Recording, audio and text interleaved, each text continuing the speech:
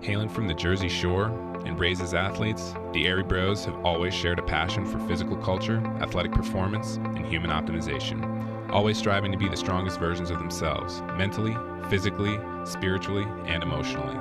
Along the way, they've met some pretty amazing humans and have had some pretty epic adventures. The intention of Airey Bros Radio is to showcase these amazing people and the impact that they've had on them, and to share tips, tricks, and hacks so that you can win each day, every day. You're listening to Airey Bros Radio. Be there or be square, because it's all killer, no filler.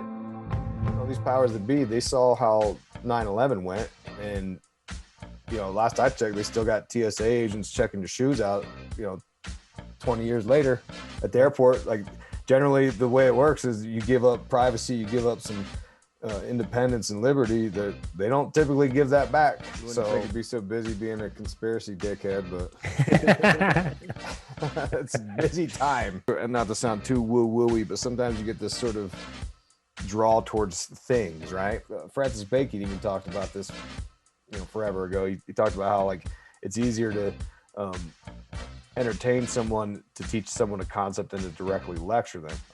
So obviously it's hidden from the masses. So trying to decipher and decode all of these symbols through literature and actual references, that's kind of where I reside, is trying to find the information and showing where it applies in pop culture and film and music, because that to me is fun. It's trying to find that balance of sort of trying to dig deep into the research and trying to keep it light enough that people can grasp and understand the topics. I think they could manifest UFOs and aliens into our world. How? Don't ask me. I don't know. I didn't study this, but that's kind of what the Project Stargate stuff was all about, was trying to understand how the mind connects to the cosmos. And that's what quantum physics is talking about a lot. And I would argue that they want mass subscription to these ideas so that they can use that energy to perhaps manifest these things. Yeah, you speak our language. CrossFit, Good. Conspiracy theories, gratitude journals, we're in. All right. We're in. This is Isaac Weishaupt, and you're listening to Airey Bros Radio. Well, I think, first and foremost, most important thing we probably ask you all day today is, what's your Fran time? It took me a minute. Man, shit.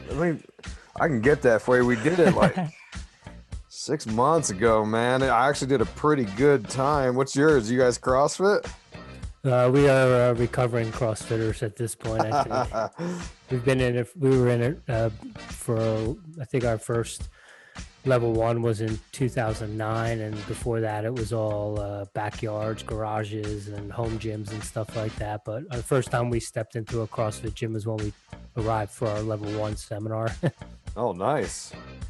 Yeah, I can't find it right now. It was it impressed me because the first time I did Fran, it took me 15 minutes, and I think I did I think it was 4 something, maybe 6. I don't know. Right on. Yeah, you were back CrossFit when it was kind of grimy, huh? When it was kind of cool. Yeah, board shorts and Vans. That's the way we like it. No high socks and knee sleeves and wrist wraps. Yeah, that's cool, man. Right on. But do you go to a gym in Salt Lake? Yeah, it's up here. It's just north of Salt Lake. I got into it. I was actually trying to re-enlist in the military, and I was going into EOD, and those guys were doing CrossFit workouts. I was working out with them, and I didn't realize how out of shape I was. They were just crushing me. I was like, what the hell is this? And this is, I don't remember, 7 years ago, something like that. But yeah, I've been completely obsessed with it since. So yeah, I mean, we got into it, the big thing is it reminded us of wrestling practice, and then we got hooked in the community, and then we started coaching and doing that stuff, and that took me out to California, and I spent some time in the Mecca down in Southern California, sharpening my coaching skills there. And then, just with travel and bouncing around from gym to gym, and different programming is good, different programming is not so good. So we're kind of back to that, looking for parks and pull-up bars, and, we've got sandbags and kettlebells here at the house and whatnot. So do a hodgepodge of that sort of stuff. But yeah, I mean, it's a great community, and when you need the accountability and someone to go see and pump you up, that's the place to do it. So I still love it. And if I could find a gym that kind of scratches those itches, I'd definitely go back to it for sure. Oh yeah, wait, you guys are in Colorado, or where you at? We're in Denver. Oh, okay, Yeah, we're in Denver. right on. So Yes, you're just nearby then, basically. yeah, not too far at all. Not too far. Back in November, I was out there. I went to Moab to do a 50K race out in Moab. So we get out there when we can, especially in the wintertime when we need a break from the cold and the snow. Oh, you go to southern Utah, right? Yeah. We go to Moab for sure. Yeah, right on. But yeah, so we kind of run the gamut of our guests and who we talk to. You know, it tends to be people that are covering concepts and topics that we are interested in. And one of the things that we are interested in, but we haven't really had anyone on to talk about, is the dark arts of the occult and alien disclosure. So we figured we'd have you come on, and Jimmy's a film student, so I'm sure he's got some questions about your Kubrick book, and we definitely want to talk about Use Your Illusion and that stuff. So looking forward to picking your brain a little bit today. Yeah, we can hit all that. Yeah, I'm down. Sweet. So, Isaac, the past year, I would imagine maybe the sales of your books have gone up just based on what you cover and what's been going on in the world, and kind of seem to have your pulse on all of that and the mass manipulation before it kind of started coming to the mainstream. So kind of what got you started in digging deep into the occult and how it kind of has its claws in the mainstream and how it kind of controls our lives? Yeah, so this last year, so 2020 for sure saw this sort of uptick in conspiracy thinking, and that drew, a larger audience for me. Fortunately for me, I kind of had set up a foundation of this sort of exploration going back to, to answer your question, going back to 2011. I was in a sort of down period before starting grad school. I had about 2 years off of college, and I was, I had been going to college for about 6 years, and I was just so used to just studying, researching, reading all the time. I couldn't turn my brain off. So like I started the blog, IlluminatiWatcher.com, and it was just a goofy ass thing I was doing. Just, it was more of a personal blog back then, where it was like, hey, look at this cool movie coming out. Like, it was just kind of silly, really. And then I noticed people were really into the David Icke stuff, because I was really into David Icke at the time. I had what I call a 2-stage red pill. I read Bill Cooper's Behold a Pale Horse back in like 2002, and then I watched David Icke's Freedom Road in like 2006 or 7 on VHS tape, and I didn't understand a lot. As it turns out, I didn't understand a lot about what either person was saying.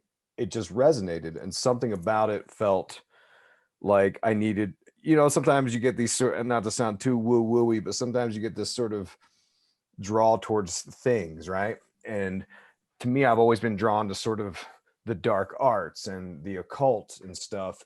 I was raised as a Christian, always had my doubts about it. I mean, even to this day, like, faith does not come easy to me. I have a lot of questions and a lot of concerns, and I see a lot of things about my own faith that I'm kind of like, I don't agree with. But I've always been intrigued by the darkest films, and like I've always liked horror movies and like, aggressive music and all that stuff. Like, I've always found a real interest in all these sort of like satanic imagery and stuff like that.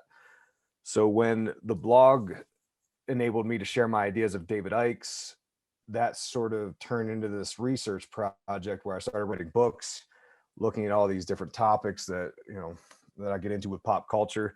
And to me, it started out with just looking at the symbolism and looking at the symbols that we see so often from the celebrities. And most of the audience, I'm sure, is familiar with, like, people always talk about, like, they cover the one eye, they do the all-seeing eye thing. And I thought, well, that is kind of weird. Like, the proof is in the pudding a little bit, where it's like, why do we see these same sort of motifs over and over and over again? and just trying to dig deeper and wading through all of the sort of conspiracy people out there, because they're not all super well referenced with their research. I kind of try to dig into the occult literature on my own, and to sort of fast forward 9 years to the year 2020, I had been doing all this research for all these years, talking about it on my podcast, demonstrating the principles of the symbolism. And, you get into some of these techniques of the occult, or practices, or philosophies. And this could be a sprawling conversation, just those things. But I do think that there's a lot of like alchemical symbolism that you can find in our entertainment. And it raises bigger questions, right? Like, is this just a reflection of sort of our ancient history that is sort of buried in the subconscious and it's coming out and manifesting? Or are there like people in Hollywood that are planting these images to sort of convey this occult philosophy to one another? Or are they trying to instill it upon the masses? Like there's all these big questions that like I certainly don't know the answer to, but I find it fascinating. And that's what draws me into sort of trying to understand what the occult is, which of course in Latin means hidden. So obviously it's like hidden from the masses. So trying to decipher and decode all of these symbols through literature and actual references, like that's kind of where I reside, is trying to find the information and showing where it applies in pop culture and film and music, because that to me is fun. Like a lot of truthers are really into like politics and stuff. Like that's not fun for me. I don't care. I don't want to argue about that stuff. So yeah, that's kind of what got me into the occult, and that's what kind of keeps me there as of this year. Yeah, anyways, 2020, sure, explosion in interest in these topics for a variety of reasons we could get into, but yeah. And talking about your research, I mean, what does that process look like? Because I know a lot of times people are like, "Oh, would you get that off Google? Would you get that YouTube? Like, where you get your?" So, for you, I know you mentioned Bill Cooper's book, and that's synonymous throughout the alternative, conspiracy research type people. That's a lot of people's red pill moment, or the start of it. What's the research process like? How much of it is just kind of digging through stuff on the internet, and versus reading and combing through the old books and the occult books and stuff like that? I would say the majority of the research that I do, I would say, I don't know, 70-80% of it comes from books. What I try to do is, like, I used to follow Tim Ferriss like forever ago, and I think it was Tim Ferriss. But anyway, his idea was you interviewed the experts, and that saves you a ton of time because those experts have sort of dove through all the information. So with that sort of idea, I started with Peter Levenda, because there's a guy who knows everything about the occult. I'm always ranting and raving about Peter Levenda because every book of his I read, it sort of supports all the ideas with factual sort of basis. So like Peter Levenda's books are really good for this kind of thing. I've got a big old like encyclopedia sized book called The Occult World. I've got just a stack of books. The History of Magic and the Occult book. I mean, the list goes on and on. There's a lot of them sort of tread over similar material. One book in particular, I believe it's Mark Booth or Dan Booth. It's called The Secret History of the World, that talks about the sort of occult history and what they believe is our true history and our true past. And it gets dicey because you get into some realms of like Gnosticism, which is like, these are topics like you could spend a lifetime trying to learn and understand.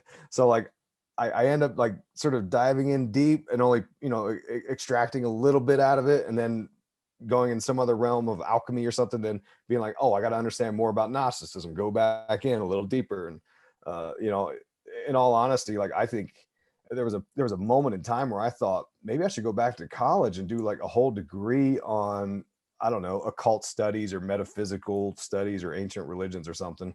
But I don't think you could. I think with a 4-year degree, you still wouldn't even scratch the surface. There's just so much to know and to piece together. It's in some ways I don't want to go too deep because then I'm going to lose my audience, because like a lot of people, this is just, it's kind of like fun and interesting to them, and they don't want to hear me go mega deep for an hour on some of these topics because it's confusing. You start bringing up names of people like Paracelsus and they're like, who the hell are you talking about, dude? Like, it's, you lose people. And like, it's trying to find that balance of sort of trying to dig deep into the research and trying to keep it light enough that people can grasp and understand the topics. Did I answer the whole question there? Yeah, okay. Definitely. Yeah. And as far as the occult goes, how do you perceive it? Do you perceive it as like an evil thing? Because the research I have done, I believe the gentleman's name is James Weiserman. I believe he's was the head of OTO or something at one point. And excuse me if I completely butchered that abbreviation. I'm sure you know more than I do, but how do you perceive it? Is it an evil control thing, or is it just sacred rituals, and kind of how you put your energy into it is how that stuff turns out?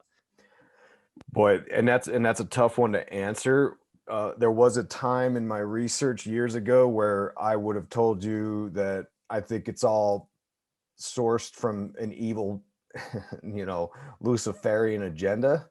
The more I understand about some of these occult practices, the less I'm inclined to think that. I think that when you get into some of these things, like for instance, I wrote these books on aliens and UFOs and the occult agenda and how that ties together. And what I think that would best sort of like encapsulate the answer I would want to give for that question, because I think it comes down to intention. Like, I don't think, like ghost hunting, for instance, right? I think when you're making contact with entities, whether it be ghosts or aliens or whatever, ultra terrestrials, when you're making contact with something from another dimension, there's a danger, an inherent danger involved there, where you don't know if it's an angel or a demon. And I don't think that every single thing that comes through during ghost hunting or alien contact is pure evil. I don't think that. I think there's a lot of weird things about our world that we don't understand. Like, if you consider the idea of like the electromagnetic frequency spectrum, and how the visible light's just like a little sliver, and there's all this stuff that exists on either side, this massive amount of stuff. I think there's some interdimensional qualities there. I don't know how to explain it. I don't know what it is, but I don't think it's all evil.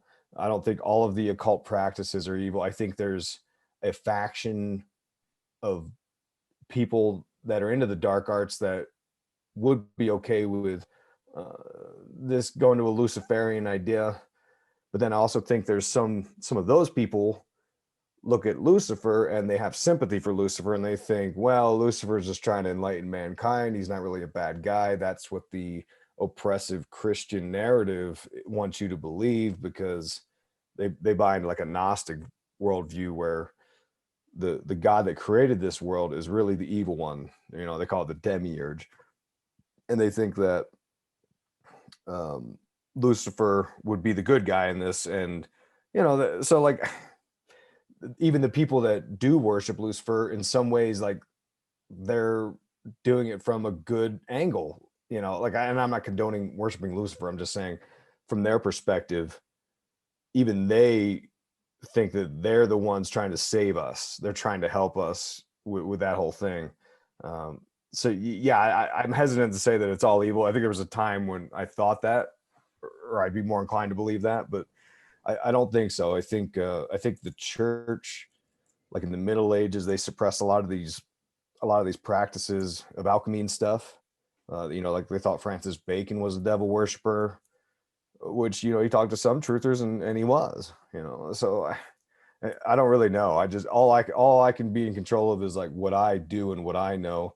And, I never condone that people start practicing ritual magic. Like you talk about the OTO, that would be, I think to them, energy is just energy, and the practitioner can do with it what they want. And I have a hard time saying that they're all doing demonic activities, but like you look at the Typhonian OTO, which is like a sort of offshoot of the OTO, and they were all about channeling entities and stuff like that. So particularly Typhon, which according to mythology, that is an evil sort of god. So I mean, yeah, it comes down to the practitioner ultimately, I think. Yeah.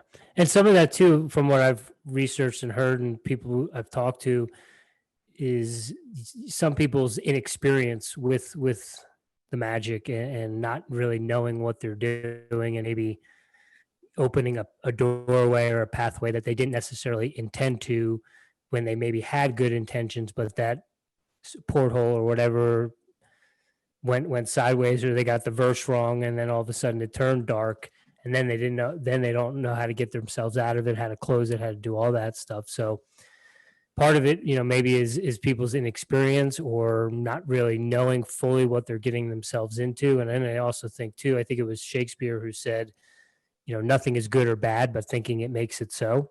So here you just have, the arts, the magic. If you think it's good or for good, it's going to be for good. If you think it's for bad, or you're using it for bad, then obviously it's going to be for bad. Yeah, I think it was like Immanuel Kant who talked. I could be butchering this, but I believe it was him who said something to the effect of like, our minds create our own heaven or hell, something to that effect. I'm paraphrasing it wildly, but like I think there's elements of truth to that. Like the more I understand, and the more I sort of go on my journey of I don't know, self-exploration or whatever I want to call it, the more I understand about the world we live in. I kind of do think there's a bit of, the mind has a very, very strong way of manifesting reality, or or at least filtering or coloring reality. So I don't know. These are all questions I struggle with myself, so I don't have a good answer. And in my on my shows and in my books, I try to be very sort of like non-committal and non-judgmental, and kind of more just pointing to the facts and pointing to the ideas and saying, here it is, like, you do with it what you want, because I certainly am not the guy to tell you what to do. I don't know. I don't know for myself.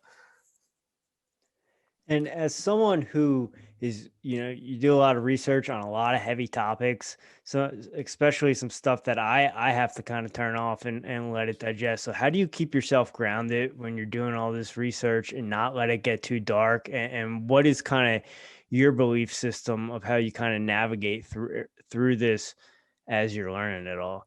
Oh yeah, man, it's terrible.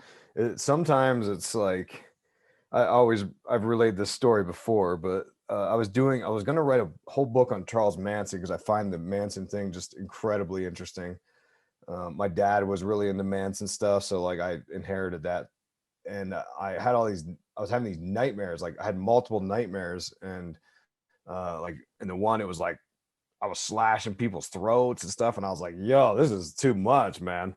And I backed off completely. But some of this stuff, your brain hurts sometimes, and I like I've talked about before, I do CrossFit like every day, and that's a sort of form of meditation for me. Like there's something about, because I've done all these things, right? Like I've done mindful meditation practices, I've done yoga, I've done these sort of occult arts in some ways, but not with the intention that the occultists have, but more of like a personal wellness thing. And there is something to it, to getting your mind to sort of change,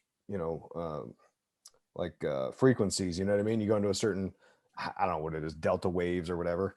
And I get that same experience through CrossFit when you're in the middle of like a WOD, you just sort of zone out, and like there's no voices, there's none of that like monkey mind going on to like, and there's something very healing about that. So like, yeah, I've been doing, 2 a days, a lot, working out like crazy.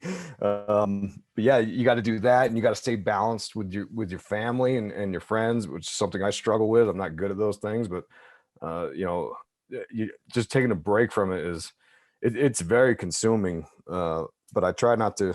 It's funny, I've got a stack of like movies and stuff I want to watch, and I just never get around to it because I'm always watching some kind of occult related some dark alien movies or something. You know what I mean? But yeah, I just try like hell.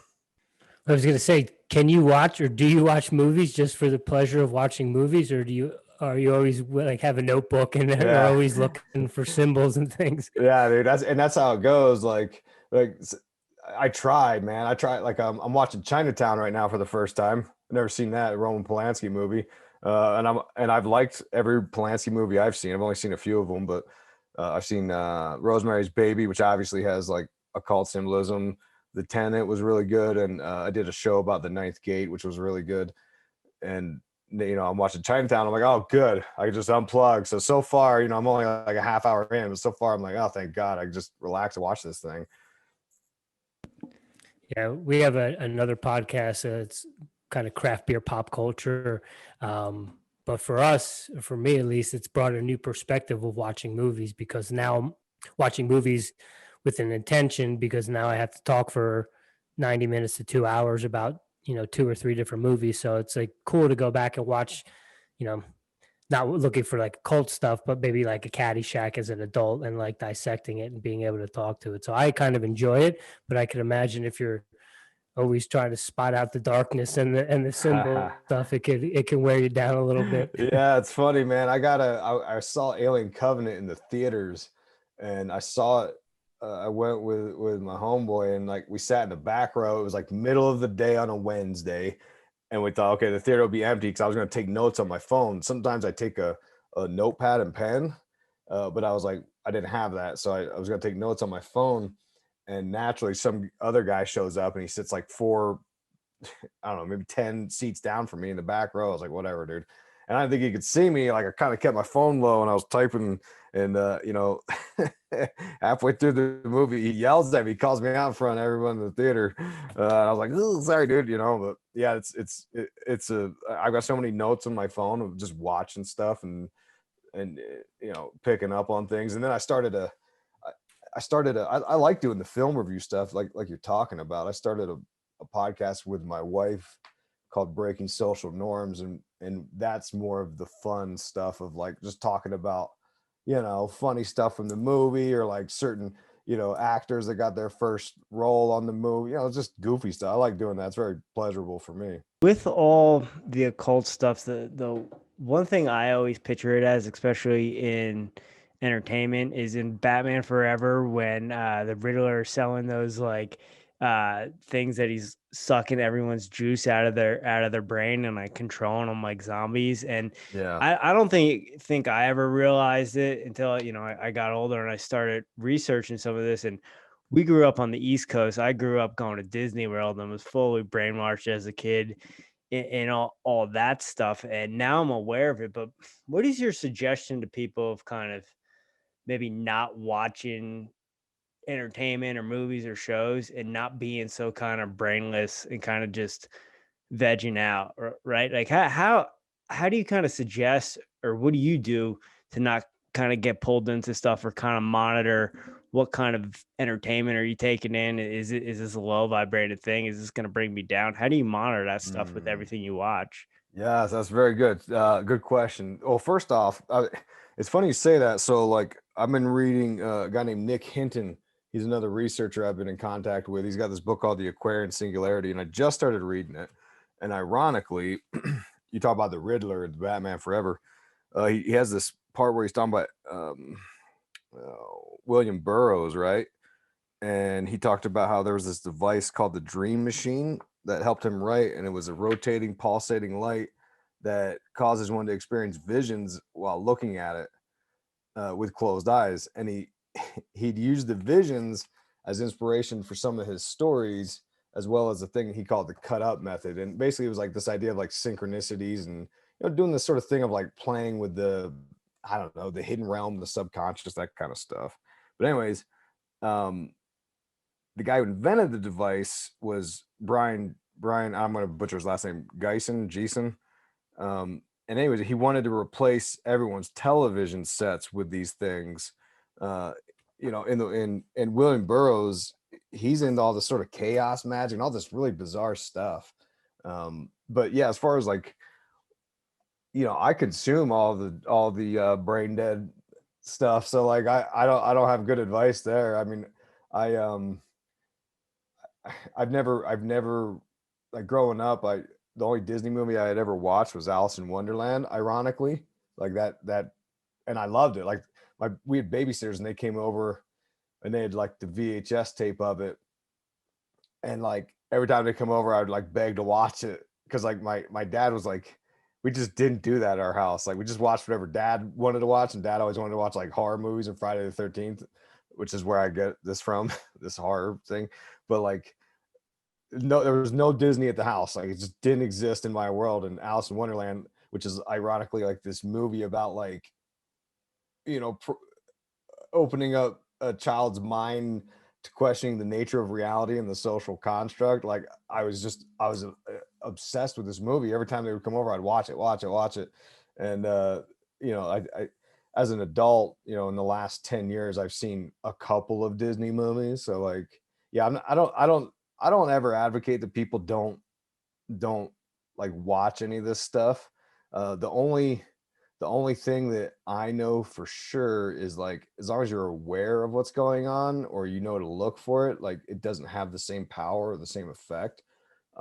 Like for instance, like I listen to a lot of I've done a lot of therapy, right? A lot of therapy and like meditation and sort of trying to self-assess and self-monitor my emotions and things. And I'll know what kind of mood I am based on what kind of music I should listen to.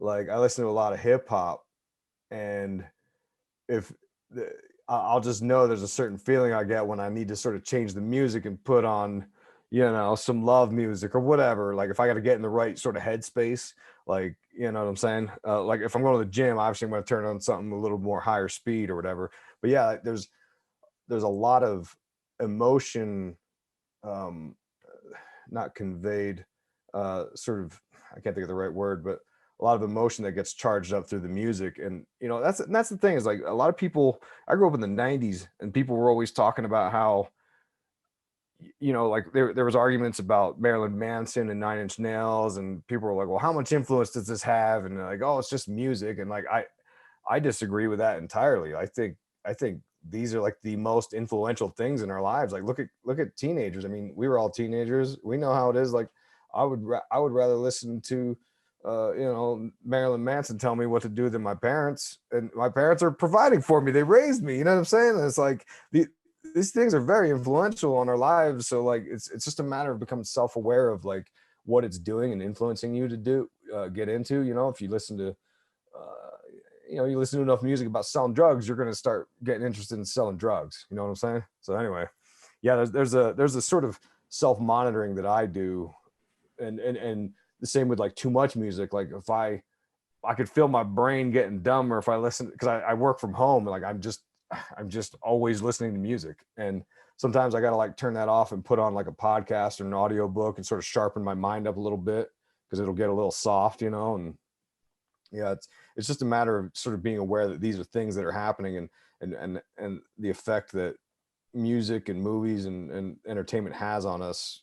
Just becoming aware that it does have an effect, because I think it's crazy that people somehow sold us on the idea that they don't have an effect on us. That's crazy to me. Yeah, totally. I'm a little bit older than you guys, and I came up more through the satanic panic of the 80s.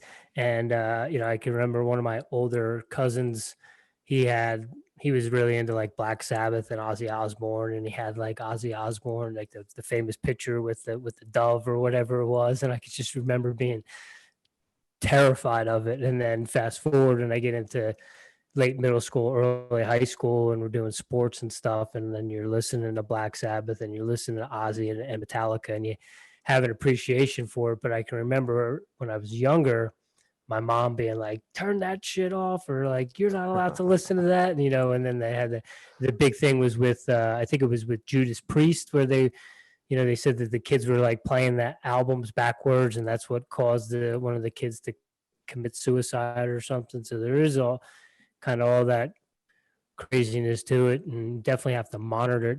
Have you, do you ever mess with like binaural beats at all to take a break from the music?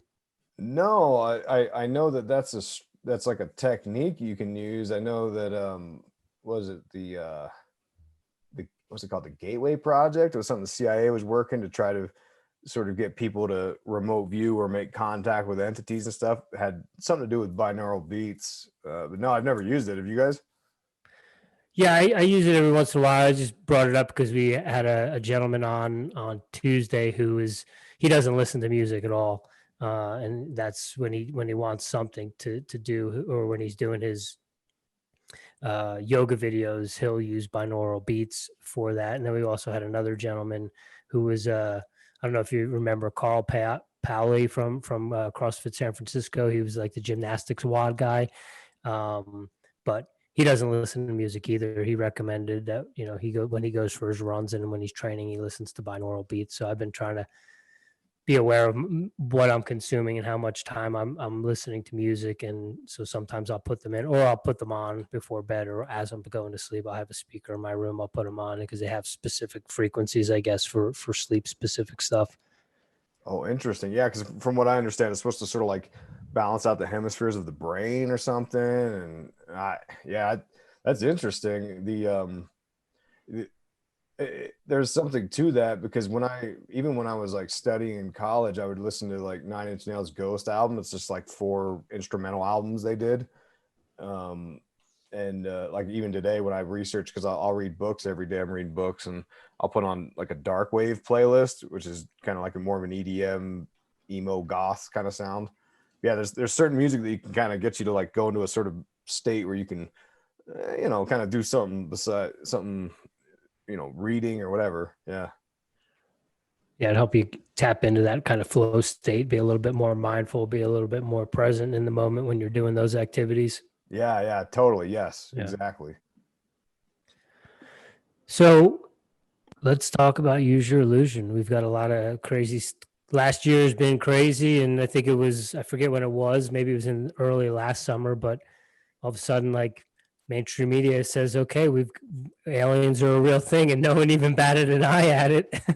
Yeah. There's so much craziness in the world going on that, we're on mainstream media news, and Lieutenant Fravor and all these different people, all this different disclosure, and no one seems to really pay too much mind to it. And now they're saying sometime in this month, we're going to get the documentation and we're going to hear about it. And then there's also Project Bluebeam, where is this the next PSYOP, or the next kind of way to control us with alien holograms or whatever. So yeah, tell us about your books and all that good stuff.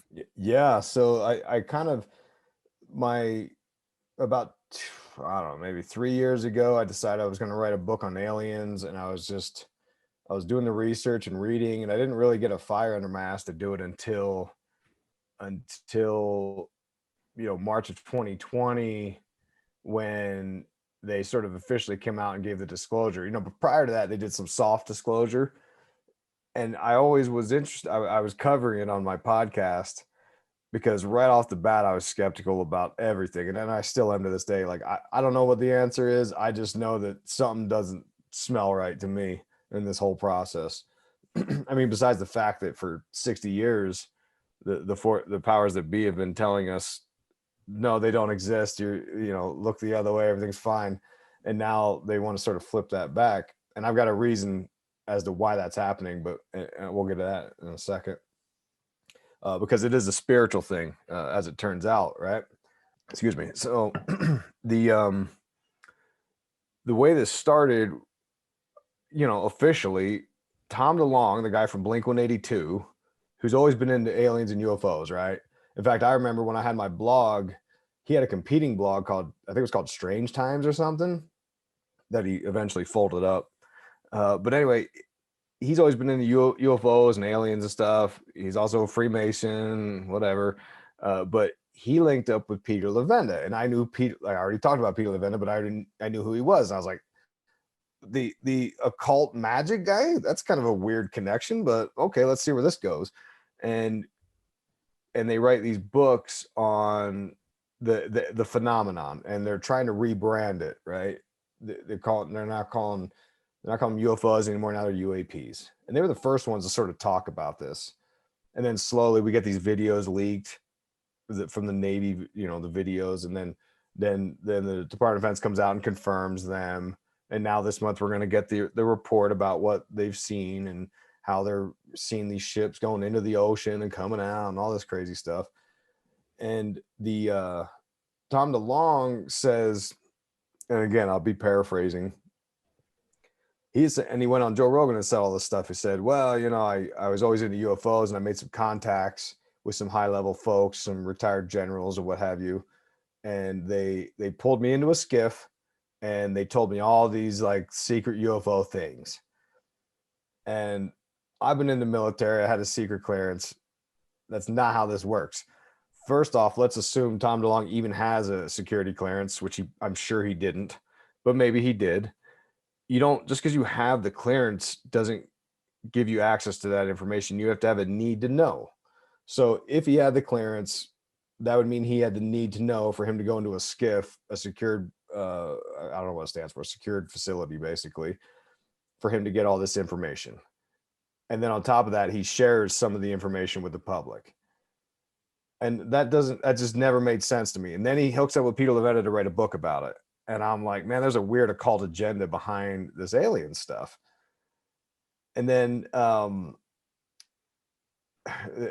trying to piece together. Then Commander Fravor goes on Joe Rogan and he relays this odd story. His version of events doesn't make sense to me.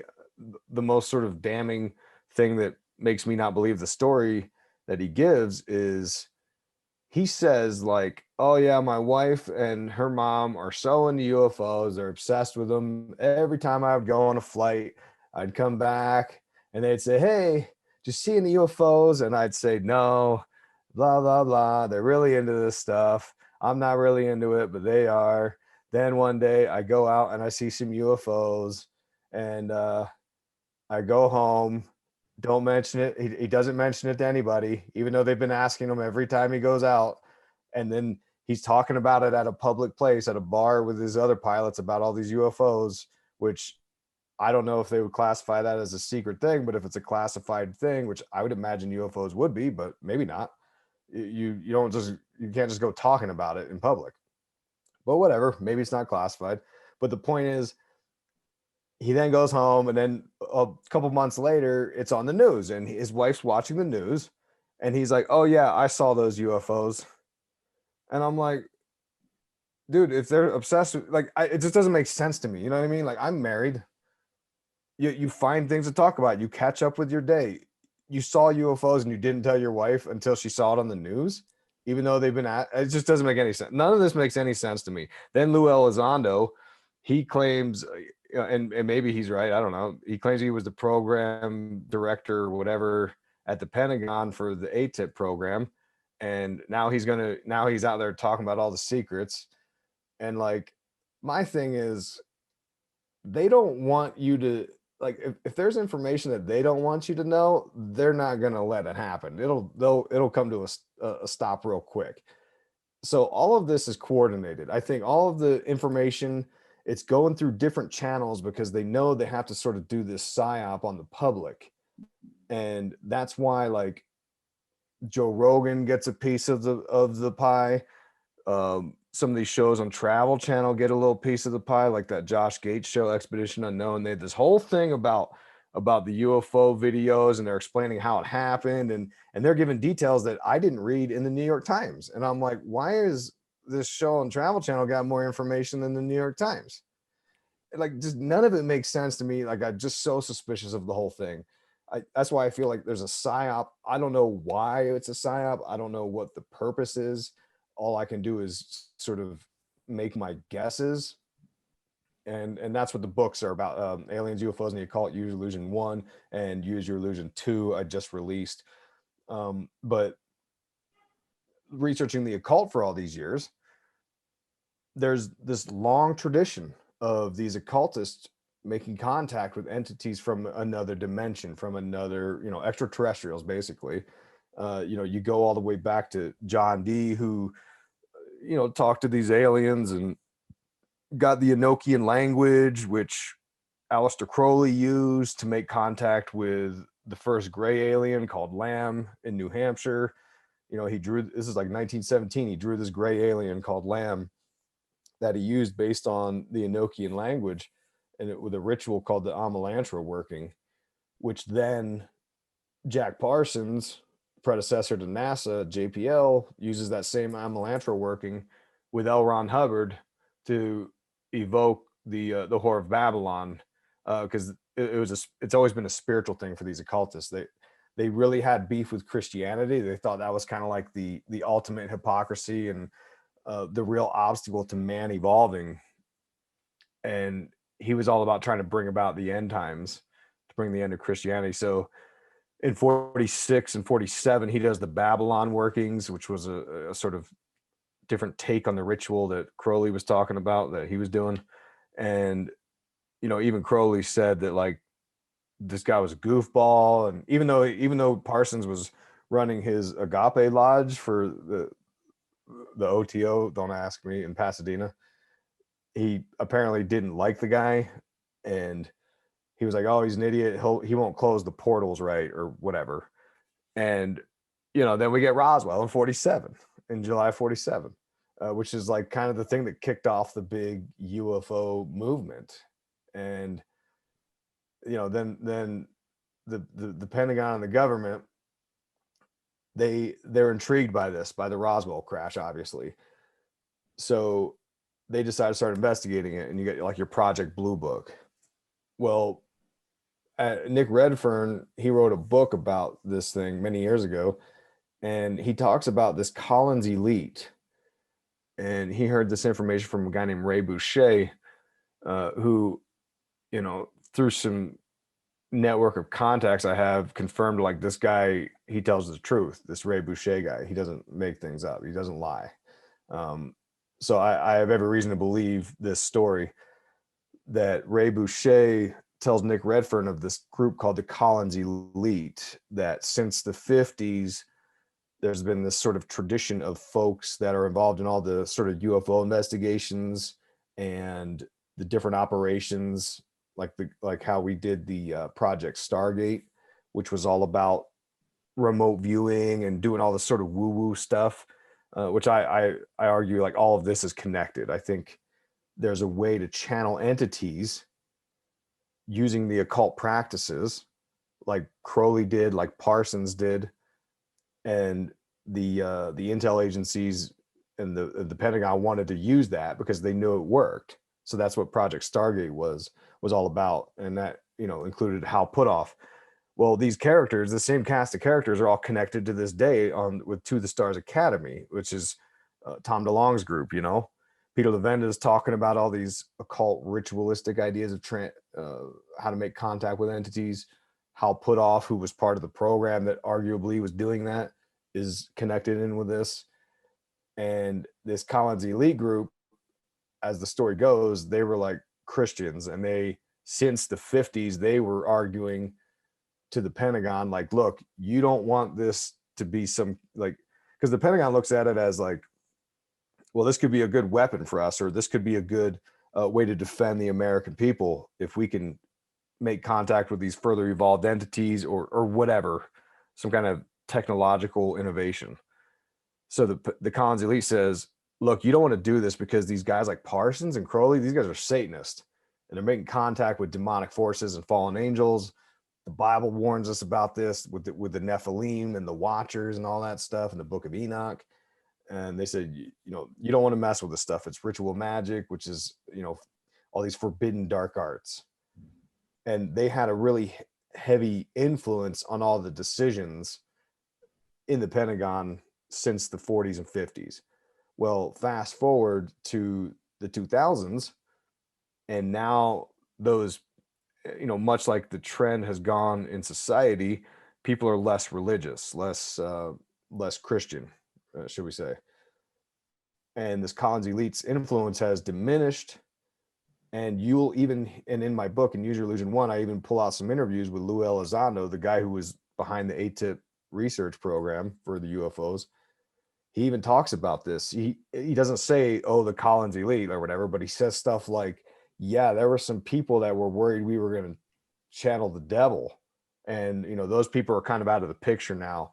And we really need to focus in on, this is just science, there's no spirituality element here. It's just science. And we need to really like understand the science of the UFOs now that this, sort of Christian inner group is sort of diminished in power.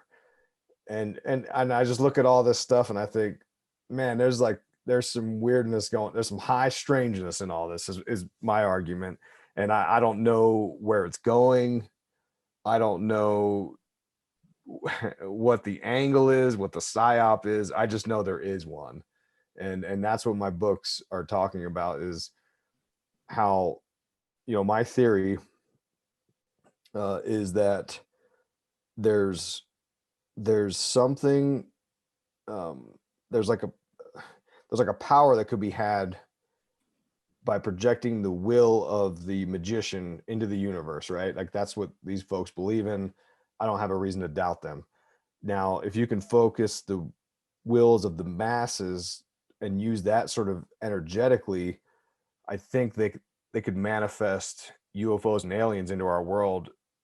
How? Don't ask me. I don't know. I didn't study this, but like that's kind of what the Project Stargate stuff was all about, was trying to understand how the mind connects to the cosmos. And that's what quantum physics is talking about a lot. And I would argue that they want mass subscription to these ideas so that they can use that energy to perhaps manifest these things.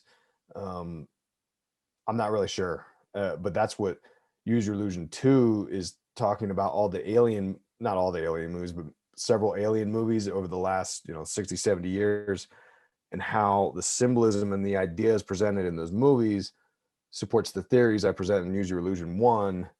And that's kind of my best take at it. Is I think there's a subconscious element here, and there's forces that know how to work that, much like the magician focuses their energy and their will. I think they could use the energy and the will of the masses to make things happen.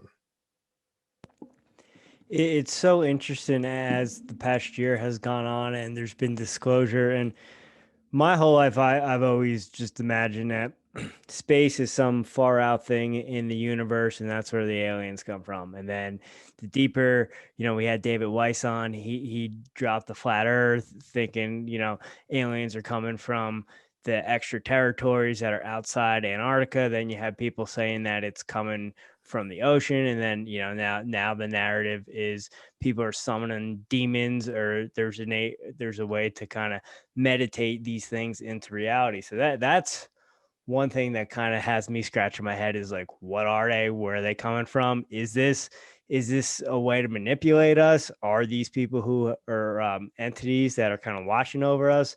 So that's a head scratcher in my head. And the question I have for you, and this is obviously an opinion question, but with guys like Tom DeLonge, do you think that he was a plant from day one? Like, this is a guy kind of like CIA lab they put into Blink-182, and hey, 10 years from now, you're going to be this alien dude, kind of like Jim Morrison and the CIA and all that connection? Or do you think this is one of those things where they kind of grab him when he's this huge celebrity and kind of give him the Men in Black type treatment, and now he's this alien guru? Yeah, I think he's kind of, I don't want to call a useful idiot, because I actually am a huge fan of Blink-182, so I have a hard time talking bad about Tom DeLonge. But yeah, I think they see that, and I don't think it's like, like they could have used Britney Spears or something, but like Tom DeLonge had a passion for this for a long time, and I think they knew here was a guy who wasn't going to lose interest in it. And much like I was kind of talking about earlier, it's like you'll notice how the disclosure is rolling out through sort of unconventional means. It's rolling out through shows on TV and Joe Rogan's podcast, because they know the younger people are more apt to co-sign this idea and to accept it, whereas the older people, they're a little more set in their ways, and they've had 60 years of programming of aliens aren't real and UFOs aren't real, and they tend to sort of I don't want to stereotype, but I would argue that they're more accepting of what has been told to them in traditional structures, whereas like younger folks are more open to alternative worldviews and alternative ways of living, and they know that that's like kind of the ones that, you know, it's all generational thing. Like they need 20 years of programming this idea of like, yeah, aliens are real, so that this will be, you know, 30 years from now, it'll be like, oh yeah, of course they're real. Like it's a very accepted doctrine at this point. And man, there was something else I was going to go with that. It was really smart too. Darn it. I don't know. I'll have to come back to it. If I think of it, I'll come back with it. Well, isn't Tom DeLonge isn't he on the outs now? Isn't he kind of, or did I mishear someone say something? There's about some, him? yeah, there's some like turbulence in that whole, and I don't follow it like that intensely, but from what I understand, I think it was Lou Elizondo and another main character in the To the Stars Academy. They left that group, but you could see they're all still connected. Like they're still sort of doing TV shows, and they're still going to these UFO conventions. And I don't know where Tom DeLonge's role fits into all this. I don't, you know, the To the Stars Academy had this huge sort of like fundraising day where they were trying to sort of raise money, promising the ideas of this new technology they were going to create from the, you know, the piece of what do you call it, like meta material that they had found. And a lot of people considered it a failure, I guess. This is, you know, years ago, 2017, maybe 2018. So I don't know. I don't know what's going on behind the scenes, obviously, but there's something going on, because there's, you know, Lou Elizondo was like a big name in the To the Stars Academy group, and he dipped. So I don't know where they're going to end up with Tom DeLonge. Maybe he played his role already, but he had a multimedia strategy, which was another curiosity to me. And this just further sort of proves the ideas I'm presenting, is that he was like, okay, I got all this information. I even got a piece of UFO metamaterial. We're going to start doing this sort of disclosure with the masses, and we're going to do it by him and Peter Levenda wrote, you know, they're going to write 3 nonfiction books about the UFOs. And I've read the first one, and it's, you know, no offense to Tom DeLonge, but like, it's clear that Peter Levenda wrote it. From what I know about his writing. Then they're going to write some fictional storylines about the same idea. Then they're going to produce fictional movies about the same ideas. Like they know, like all this entertainment has a way of influence. Like Francis Bacon even talked about this, you know, forever ago. He talked about how like it's easier to entertain someone to teach someone a concept than to directly lecture them, which is very true. You know what I mean?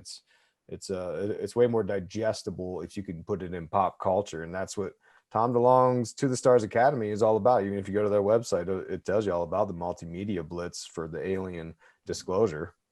And you know, like I said, he's sort of co-opted by a lot of big names in, you know, the Pentagon or whatever. So clearly he's into something, you know. Yeah. And didn't Obama say something recently too about, you know, there could be a couple new religions that come from this? Yeah. And that was an angle. So like in my Use Your Illusion 1 book, I sort of took this angle of, I think, and this is my personal, you know, opinion, that this could lead to what a lot of the conspiracy theorists have been warning us about for many years, of this global government, this global religion. And the global religion is one where man is at the center, and that would involve a sort of Luciferian. It would be a Luciferian religion, and the fact that Obama recently talked about the UFOs and said how new. He said a couple things on it. What was the thing he said right before that? In fact, I got it on the back. I actually put it on the back cover of my my Use Your Illusion 2 book, because I just got done proofing it and all that stuff. Oh man, I'll have to find it. But yeah, he said something right before it. Before he said new religions would pop up, and hang on, just bear with me for one second, because this is gonna be worth it. I promise you. Oh hell. the because to me the Luciferian thing is that new religion he's talking about, because it's gonna shake things up and make people question traditional sort of ideas and traditional religions, which they've already been doing. Okay, here it is. Got it. He said there would be immediate arguments about, like, well, we need to spend a lot more money on weapon systems to defend ourselves. New religions would pop up. And that's like the other angle you could take with this, is that this is the new boogeyman. And I've been saying that for a long time on the podcast, even during the big virus of 2020.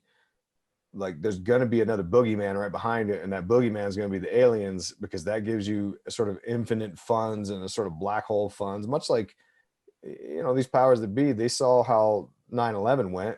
And, you know, last I checked, they still got TSA agents checking your shoes out, you know, 20 years later at the airport. Like, generally the way it works is you give up privacy, you give up some independence and liberty, that they don't typically give that back. So, you know, it's a concerning idea that they could use this as the ultimate sort of, let us protect you.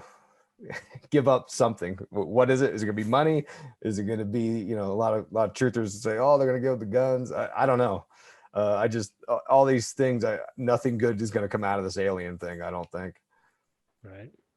Yeah. And I mean, it was way back when in Reagan's Independence Day speech, kind of, you know, that would bring us all together if there was something from, you know, an alien invasion that would unite us all. And that's kind of that, going back to that new world order talk of a one world government that the truthers and stuff have been talking about for a very long time, and the other people just think we're crazy.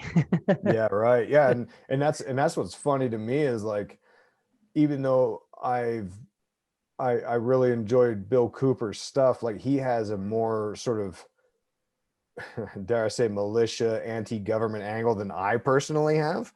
But, like, it's weird to me that a lot of this stuff he's talking about kind of is coming true. And it's like, you know, I'm kind of more of a patriot in the sense of, like, you know, I love our country, and the angle I would take is, like, I don't want us to, like, go into some global government either, but for different reasons.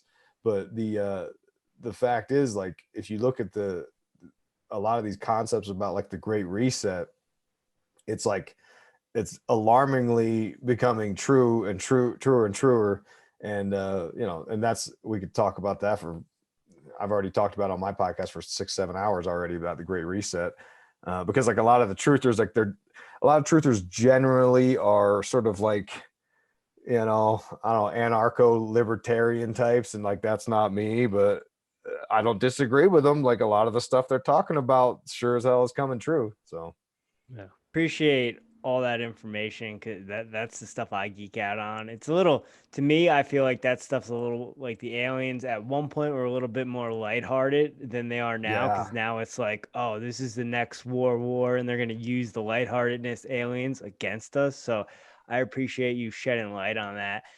One topic I wanted to pick your brain on, obviously, is Stanley Kubrick. You've done a lot of work on his work and diving into that. And I think that the main thing I get from listening to you talk about Kubrick is how shitty of a scriptwriter I am, because he has so much detail in his scripts. There's so much kind of going on in every little scene, every little number, every little thing means something.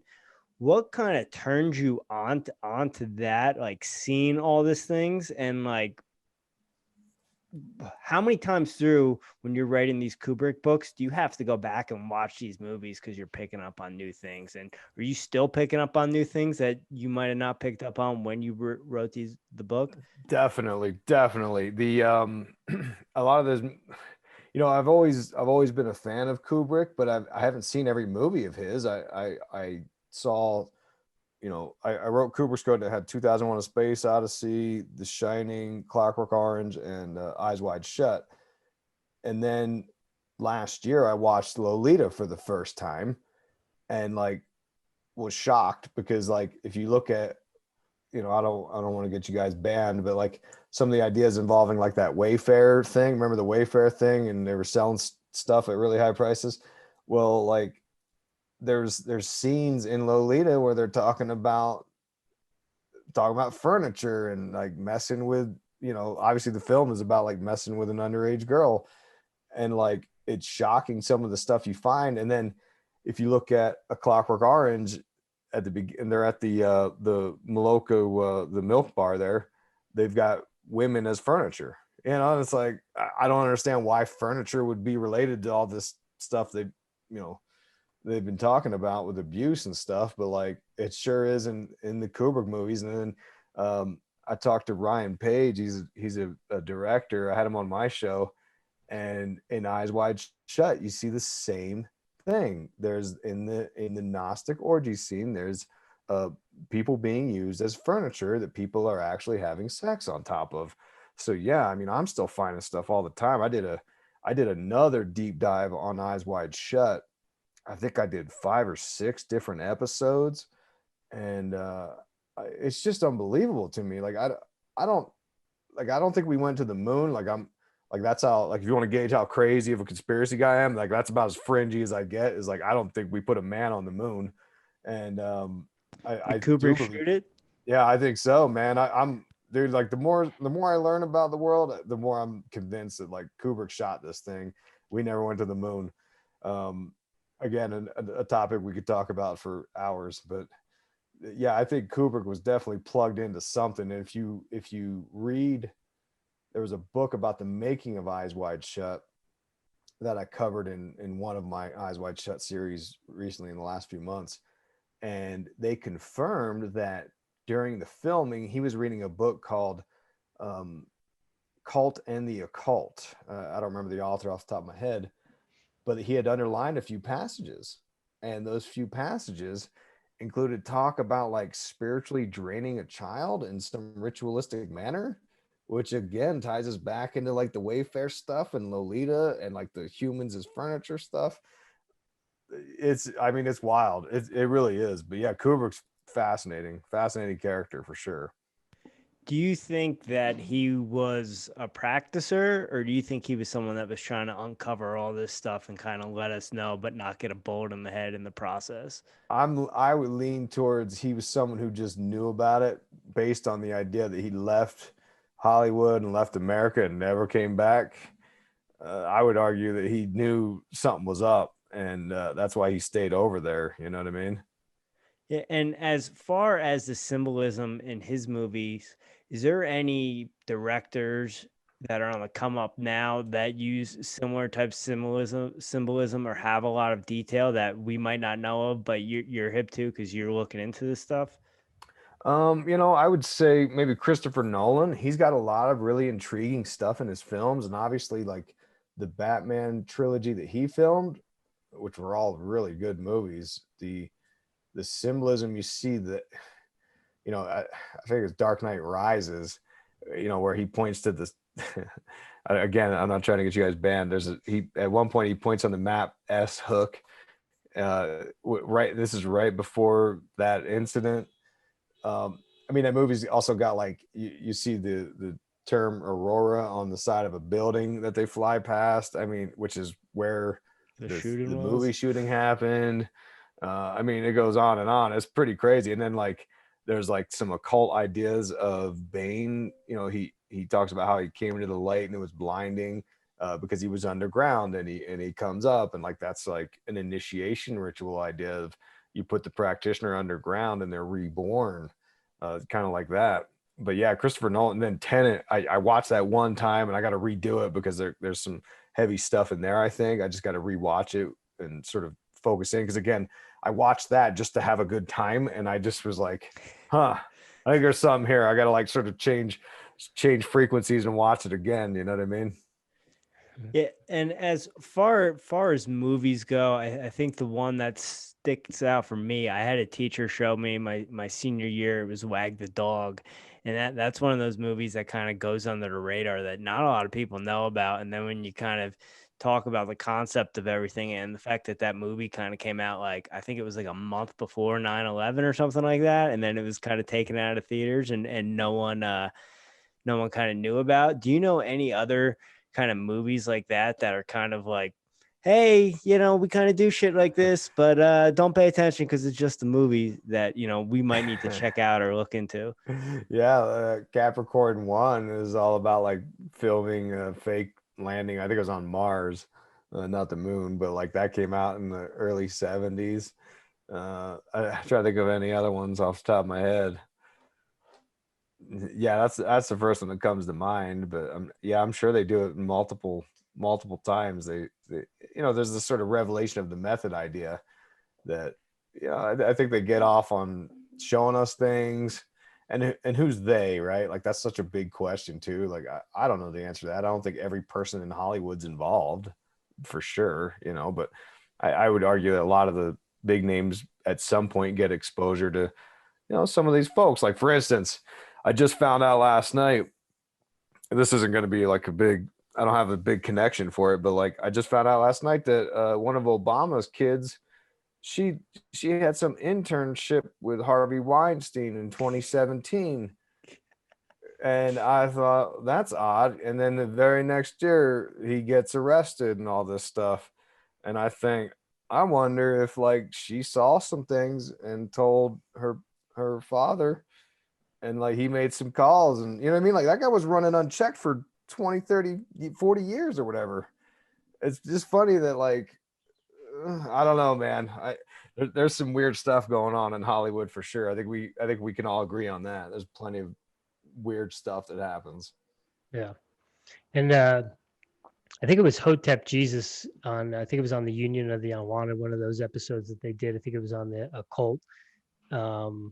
He was talking about, because there's some people that just think, yeah, everyone that's in Hollywood is in on it, and they're a dark arts, but his point was most definitely, there are certain people that are in on it and fully engrossed in it, and then there's other people that are doing 9,000 different things, and their publicists or their managers like, hey, this would be good for your career, this would be a good opportunity, or hey, there's a big paycheck behind this, and people just sign off on things and go do it, not really knowing the messaging behind it or what they're getting into. And so you have that kind of maybe a cross-pollination of people that are definitely doing some weird kind of stuff, and then other people that are just caught up in the sauce and go here, their faces in their phone, or they're taking photos and they don't really realize what they're getting into, but they get into it because there's a paycheck behind it, or a publicist or a manager's telling them, hey, this is good for your career, that you're going to be seen by doing this. The rapper 2 Chainz, he talked about it with, I believe it was DJ Vlad. He talked about this Illuminati symbolism in the videos and stuff. And he said, man, he's like, I just show up on set. The director tells me do this, do that. And I'm like, whatever, dude, let's do it. And that's how I do think that's like the most rational answer is probably that answer, that the few directors or whoever that are into this stuff do it, and the people involved with the project don't know nothing about it. They're just like, whatever, okay, yeah, you're the artist here, or it's your vision here, so like, tell me where to stand. Yeah, is that money in my bank account? Cool, let's do this. Right. And like, can you blame them? Like, I don't know, it seems like a pretty good lifestyle 2 Chainz. Is that 7 or 8 zeros? Yeah, right. Oh shoot. Well, Isaac, we really appreciate your time. If you have a couple more seconds, we have a couple rapid fire questions. They're not necessarily rapid fire answers, but there's 4 questions that we ask all of our guests. If you're down for that, we'd love to hit you with those real quick. Yeah, let's go. Go for it, Jim. Isaac, are you a coffee drinker? Hell yeah. How do you take your coffee, and how do you brew your coffee? I brew it at a medium strength, but I drink it black. Are you like a Mr. Coffee guy? Do you do a French press, AeroPress, pour over, anything special, fancy? So I'm too lazy to do a French press. Otherwise, I would do that every time because that's my favorite. And then the next best would be a bun, but we don't have a bun right now. I like the bun that makes, extracts the coffee the fastest. So it preserves the most flavor. It's by far my favorite coffee machine. So I just got like a cheaper Cuisinart, drip machine. I'm very anti-Keurig. Yeah. I'm vehemently anti-Keurig. Not that it makes a bad cup of coffee. It's wasteful when you drink as much coffee as, I've been cutting back my caffeine intake. I'm not too happy about it, but yeah, I'm down to like maybe 4 or 5 cups a day. Right on, right on. Check out Third Wave Water if you're in a good cup of coffee. It's a dehydrated water profile from the world baristas association or whatever it's called. That there's a Okay. certain pH water profile, and this NASA scientist working with his favorite coffee roaster at his favorite coffee shop, they took the water and they got the right profile for it. So there's these dehydrated mineral profiles that you put in like a gallon of water, and then you use that gallon to brew your coffee, and then that's what's going to give you like that coffee shop feel. That's going to pull out all those notes because of the pH balance of the water profile. Okay, yeah, I'm definitely interested. Yeah, I just pulled it up on my browser. I'll check into that for sure. I was plugged in with oh man, it's called Wind and Sea Coffee. Now Wind on Sea without a D, and this guy out of San Diego makes this like CBD infused coffee. Okay. And man, that's some of the best coffee I've ever tasted in my life. And you're talking to a guy who I went to Maui one time with an extra suitcase just to load up with Dacona, you know what I mean, to bring back home. But yeah, I'm definitely into coffee for sure. It sounds like you guys are too. I didn't know that. Yeah, we dabble a little bit. We probably like, blue belts to maybe like one stripe purple belts, but we have some friends that are super into it and have hipped us to some different things. And we've like that guy Charles Nick, who the NASA guy, we had him on the podcast, so we've been using the Third Wave water for probably about 6 months now. But it really, I always thought maybe it was the temperature or the beans or whatever it was. I couldn't get the coffee to taste like when I would get a pour over at a coffee shop. And then our buddy Steve was like, "Yo, you got to try this Third Wave water." And then when we got, it's really about the water is what's going to, get you that coffee shop, grade flavor. So that Third Wave water really helps for sure. So sorry, I don't want to pick your brain on this, but like, so you tell me like if you go to a coffee shop, like, are they using some kind of like, I don't know, purified spring water or something? Well, some of them have systems that they run their water through, and that's kind of where he got the idea of like, hey, let's dehydrate the water you guys use here to enhance everyone else's coffee. Okay, I'm down for that. I've heard that McDonald's has the best Coca-Cola because they use the best quality water. I don't know if that's true. But yeah, that's what I've read about coffee is like, it's all water. So like, that's the big thing about it, but yeah, interesting. Okay. I'm down. Yeah. Proper pH. Yeah. That's where it's at. Isaac, do you have any daily rituals or daily practices, in addition to say CrossFit that you do on a regular basis to set yourself up, set your day up for success and kind of level up so you're showing up as the strongest version of yourself every day? Yeah, for sure. So like every morning, I mean, for a while there, I was really good at it. There was different things that I've sort of done for periods and then not done for periods. And then I get lazy, but like, I'll in the mornings, in the last year, obviously things have shaken up. Now I'm teleworking every day, but like I'll come into my little office, I take a look outside, I say a little prayer.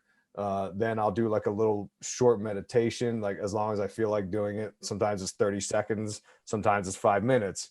But I try to do it every day so that sort of becomes a thing. Then I was doing for a long time there, when I was in a real bad, negative, sort of depressed headspace this is many, many years ago, I would do sort of a visualization of my day to sort of like try to focus on having positive interactions at work and with school and all that stuff. And that really helped me a lot. So like visualization practices, I don't really do that anymore, but I'm totally fixed now. I'm like happy and never depressed, so I don't need to. No, but every day I sort of like try to do that. And then, I'm not good at I'm not a good Christian. I don't want to sound like that, but like if I'm not a vegetarian, but like I do sort of like feel bad about eating meat sometimes, but I do eat a lot of meat. I love meat. So I try to like say a prayer, like I'll try to remember before dinner to like say a prayer, out of thanks for the meat, like that kind of thing, like gratitude stuff, and then I have a got a gratitude journal. You know what I'm saying? Like, Nice. and that fits into alchemy too. Like in alchemy, there's ideas that if you sort of kind of keep queuing up traumas or subconscious ideas or things, Eckhart Tolle calls them pain bodies. If you sort of like continually sort of pay attention to them, you can lift them to the surface and then sort of shake them out, kind of, I guess is the idea. Yeah, all those things, man. Like trying to stay mentally healthy is a huge challenge in this sort of conspiracy world. Like a lot of truthers get, they get down that black pill path and everything is bad. And I try to avoid that at all costs. Yeah, I've been there a couple of times this last year. yeah, we all have, man. Yep. Is that journal from a specific company? No, it's just some cheap one I bought on Amazon. Okay, cool. Yeah. Right on. Love it. Yeah, we're all into all the woo-woo stuff too over here. So we right on. Cool. Your information and your practices. Yeah, you speak our language. CrossFit, Good. Conspiracy theories, gratitude journals. We're in. All right. We're in. Oh snap! All right. What are you listening to right now? Music, podcast, audiobooks, reading anything, stuff like that. Man, I'm reading so many books. Like I'll read a couple chapters of one book and switch to another one. I got like ADD with books for some reason. I'm reading Nick Hinton's books right now because I'm going to interview him. I listen to a lot of hip hop music, and like for some reason I feel like hip hop is really good right now, and I think it's because like they were holding out on the good hip hop for like the end of the virus and the summer. I don't know, that's just my conspiracy theory. So like I'm really into a lot of hip hop right now. For a while there I wasn't. Like last year it seemed like the hip hop was garbage last year. So I was really into Ozzy Osbourne and Black Sabbath. I listened to Ozzy Osbourne every day for weeks and weeks. So then podcasts, I'm really like to unwind. I listen to Evolution of Horror. It's just like horror film discussion talk with like English guys, and like, they're very sort of, in America, like a lot of American podcasts are very like, I don't know, more Alex Jones kind of vibes. Whereas like, these English guys are kind of very chill, so like I like that for podcasts. I actually don't listen to a lot of conspiracy podcasts, but when I do, it's Tinfoil Hat, Higher Side Chats generally are the ones I listen to. Then audiobooks, I got a gang of audiobooks. I'm listening to one about alchemy right now. I bet I got like 200 audiobooks, and I'm listening to like 3 or 4 at the same time usually. But yeah, man, I keep consuming information from every angle, So you said hip hop's popping off right now. What artists are you listening to? Man, these female artists are fire right now. I'm going to sound like a real basic person right now, but you're in a good place. Go for it. I like Megan Thee Stallion's really good, and Saweetie's really good. Like the female artists are Erica Banks. Like I like a lot of this stuff right now. Man, the Migos have a new album dropping. I'm really into them. I like basic stuff, but my favorites are nonfiction and Jedi mind tricks. Like, yes, yeah, those are the best. And I wish Vinny Paz would link back up with Stoop and make another Jedi mind tricks proper album. Because I think the last one they didn't have Stoop on the production, and to me, I can tell the difference. But in nonfiction, they've been broken up for a long time, so I follow like the individual projects. Like Ill Bill has cool stuff, and Gore-Tex or Gore Elohim or whatever he goes by now, and Sabak Red and all that. But yeah, man, it's just mainstream basic hip hop. I'm digging everything on the radio right now. Nice. In terms of all the research and reading that you have done, if there was a beginner's guide red pill book that you would recommend, would it be Behold the Pale Horse, or is there something out there that's a little bit easier to digest for someone new that is either curious, or if you wanted to gift someone a red pill book? Yeah, so like I'm gonna sound like a dick, but like my book, The Dark Path, is kind of like what that is, what I believe, because the problem with Bill Cooper's Behold a Pale Horse is like it's kind of all over the place. Like, he does. I don't think he does a good job of synthesizing the information. David Icke does a pretty good job of that. So I would argue like David Icke was probably a better better book, you know. And his books kind of like they kind of like take the information from the last book, put it in there, and then add some more. So each book is like getting bigger, you know. And then man, what's another good book? Yeah, some of the stuff. Lords of the Left Hand Path is really good to like get a basic idea of like some of these sort of different left hand path religions. And then Peter Levenda's The Dark Lord is an amazing book. But some of that stuff's a little too deep for newbies, I would argue. Same goes for Lords of the Left Hand Path. But yeah, that's just by my book, The Dark Path. That was my attempt at trying to like come up with a sort of grand conspiracy theory idea and how the occult and ritual magic works in entertainment, you know, so people can sort of grasp the ideas a little bit, you know, because I drop occasional references to like, yeah, this is what you see in this movie and this is why, kind of thing. Okay. And do you want us to direct those people to your website to get those books, or do you prefer going through Amazon, or where I don't care where they go, whatever's easy for them, you know what I mean? Like I don't really have a dog in the fight. Amazon's great. I got all of them on Audible. I self-narrated almost all the books, and yeah, and I sell signed copies. Gumroad.com/IsaacW is where I sell the signed copies, but I honestly don't care. Wherever people get it, it's fine by me. Huge appreciation on those Audible books. I am not the reader guy. I am total Audible guy. So the fact that all your books are on Audible is good for me because I can just plug in and listen away. So total appreciation for reading those and putting those out on Audible. Yeah, thank you.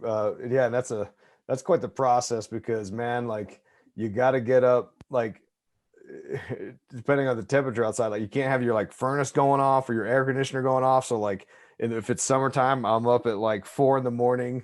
You know, I got to close the windows, taking my shirt off because I'm sweating all the time. And you know, it's kind of hard, man. Narrating the audiobooks sucks, but yeah, I know myself, I consume a lot of information through audiobooks. So yeah, I like it both methods too, but yeah, every single book I've got is on Audible. So sweet. And last but not least, I know you mentioned the moon landing as kind of as deep as you go into the conspiracy theory side of things. Is that your favorite one? Do you have any other ones that you kind of find yourself, you know, on a late night, you know, on YouTube looking at a video? Have you heard of Tartaria before? Have you seen any of the mud flood buildings in Salt Lake City? No, I haven't.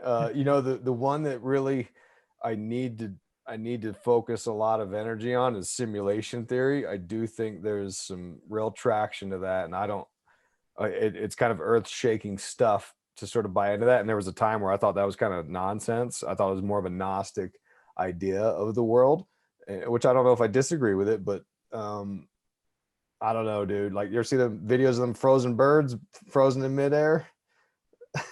I don't know what to think of it all, but yeah, simulation theory also is kind of like, man, there's a lot of traction there, but I got to do some research on that before I come up with an actual opinion. Okay. Have you heard of the electric universe theory? I have. I'm not well versed in it, but yeah, I remember that coming up early in my David Icke stuff. He was talking to a guy, I don't remember his name now, who was really into electric universe, and I remember it being pretty fascinating. Yeah. That guy that was talking about binaural beats the other day, that was his kind of favorite thing that he wants to dig deeper into and do a little bit more research on, is the electric universe series. So I had never really heard too much about it, so I just started diving into it this week. Yeah, a lot of that stuff's kind of interesting, man. I don't have any good answers for it either, man. The nature of reality blows my mind sometimes. Yeah, me over here too. Isaac, we really appreciate your time. Where can the folks find you? Where do you want them to find you? All your socials, let's hear it. Give it to us now. Yeah. My podcast is probably I've been banned off of everything. So like podcasting and writing books is kind of where I'm left with. The podcast is called Conspiracy Theories and Unpopular Culture. It's on, everywhere, Spotify, all that stuff. I got a Patreon too, if they want to get rid of the ads. My website's IlluminatiWatcher.com, where you can find, I got a link up top, 4 books for $5. You can get that Kubrick book. You can get The Dark Path. You can get a whole 80-page sort of examination I did on the stabby jabbies. And then I got an Instagram at Isaac Weishaupt where, you know, I'll do Instagram live sometimes, or I'll put the images from the podcast on the Instagram. And yeah, a lot of people really enjoy the Instagram. So I'm there. And then I'm on Twitter at Illuminati Eyes. I'm on Facebook, but I don't even read the comments. Like, it's just too much. So but yeah, I'm really into like Instagram and Twitter. So if people want to hit me up, those are the places to go. Sure. Isaac, An honor and a pleasure. Thank you so much for your work, and thank you for taking time out of your day to speak with us. Definitely, man. I'm glad I linked up with you guys, man. Let's stay in touch. For Absolutely. sure. Have a great night. All right, you too. We'll see you. Later, Isaac. Thank you.